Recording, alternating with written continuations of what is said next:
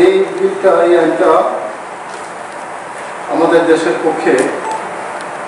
খুবই মারাত্মক এবং এখানে বলা হয়েছে 2014 সালের 31শে ডিসেম্বর যারা প্রতিবেশী রাষ্ট্র পাকিস্তান, আফগানিস্তান এবং বাংলাদেশ থেকে আগত হিন্দু, খ্রিস্টান, বৌদ্ধ, জৈন এবং পার্সি যারা মুসলিম সম্প্রদায়কে বাদ দিয়ে যারা ভারতবর্ষে এসেছেন বা আছেন এখন, তাদেরকে এই দেশের নাগরিকত্ব হিসেবে গ্রহণ করে নেওয়ার জন্য। আসলে এটা আমাদের দেশের যে ধর্মনিরপেক্ষতা, যে সার্বভৌমত্বটা, আমি মনে করি এটার উপরে একটা আঘাত আনা। যে জায়গায় আমরা জানি আমাদের দেশ একটা ধর্মনিরপেক্ষ, আমাদের ভারতবর্ষ, আমাদের সংবিধানটা এইভাবেই আমরা জানি চলছে আমাদের দেশ দীর্ঘ বছর ধরে। ইংরেজ যখন শাসন করেছিল তখন থেকে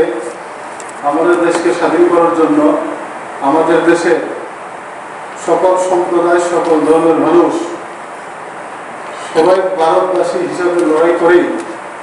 আমাদের দেশটাকে স্বাধীন করেছেন এবং আমাদের দেশটাকে ধর্মনিরপেক্ষতার সারা পৃথিবীর মধ্যে এটাকে সবার উঁচুতে একটা মুকুট হিসেবে ধরে একটা সুনাম অর্জন আছে আমাদের দেশের। কিন্তু আমরা দেখলাম আমাদের দেশে যে বিজেপি সরকার আমাদের দেশের ধর্মনিরপেক্ষতা এবং আমাদের দেশের বিভিন্ন জাতের, বিভিন্ন সম্প্রদায়ের যারা আছেন তাদের মধ্যে একটা বিভাজন তৈরি করার জন্য এবং আমাদের দেশের সংহতির উপর একটা আঘাত এটা আনার চেষ্টা করেছে, যেটা আমাদের দেশের মানুষ এই সময়ের মধ্যে মেনে নিতে পারছে না। আপনারা দেখেছেন বিভিন্ন পত্রিকা বা প্রেস মিডিয়ায়, টিভিতে আমাদের দেশের বিভিন্ন রাজ্যে তার বিরোধিতা করে বিভিন্ন রাজনৈতিক সংগঠন থেকে শুরু করে এখানে আন্দোলন সংগঠিত করছেন, এর বিরোধিতা করছে। এই সময়ের মধ্যে আমরা জানি প্রায় ভারতবর্ষে এই ইস্যুকে নিয়ে প্রায় 30 থেকে 32 জনের মতো লোক সেখানে নিহত হয়েছেন। আসলে এটা পরিষ্কার আমাদের দেশের সরকারের তার চিন্তাধারা, তার যে মনোভাব, তার যে উদ্দেশ্য, যে দেশের মধ্যে যখন আমরা দেখলাম নির্বাচনের আগে আমাদের দেশের সরকার জনগণের কাছে অনেক প্রতিশ্রুতি দিয়েছিলেন যে দেশের জন্য, বেকারদের জন্য, কৃষকদের জন্য, গরিবদের জন্য এবং শ্রমিকদের জন্য বিভিন্ন প্রকল্পে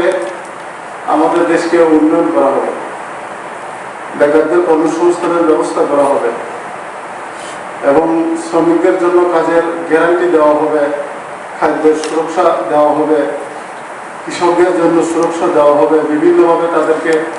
সাহায্য সহযোগিতা প্রদান করা হবে। এইরকম ভাবে অনেক কিছু বলেছেন, কিন্তু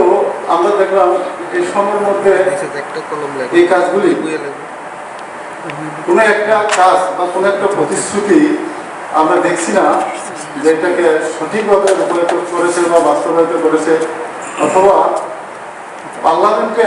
আমরা দেখলাম এখনো চলছে পার্লামেন্ট অধিবেশন শীতকালীন, কিন্তু কোনো একটা প্রতিশ্রুতি বা তাদের যে দেওয়া ভারতবর্ষের জনগণের জন্য করবেন এইরকম বাজেটের মধ্যে কোনো পরিলক্ষিত হয়